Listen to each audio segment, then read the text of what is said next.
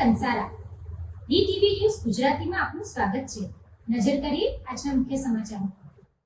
ભરૂચના જાડેશ્વર રોડ પર આવેલ અતિથિ બંગલોઝ ખાતે રહેતા ચિંતનસિંહ ભગવતસિંહ રાઠોડ લ્યુપિન કંપનીમાં હેડ એડમિનિસ્ટ્રેશન તરીકે ફરજ બજાવે છે, જેઓની કંપની દ્વારા લોક કલ્યાણ માટે Lupin human welfare and research foundation સંસ્થા સ્થાપવામાં આવી છે, જે માટે અશ્વિન કુમાર રાધાકૃષ્ણ જોશીને વહીવટ સોંપ્યો હતો, પરંતુ તેઓ ગેરરીતિ આચરતા હોવાની જાણ થતાં તેઓને છૂટા કરવામાં આવ્યા હતા, જે બાદ તેઓએ સંસ્થાની જાણ બહાર અલગ અલગ સ્થળોએથી રૂપિયા 8.50 લાખની વસ્તુઓની ખરીદી કરી સંસ્થા સાથે છેતરપિંડી કરી હતી, જે અંગે કંપનીના હેડ એડમિનિસ્ટ્રેશને પોલીસ ફરિયાદ નોંધાવી છે।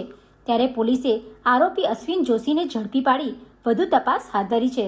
Pintu Modi, DTV news, Ankleshwar.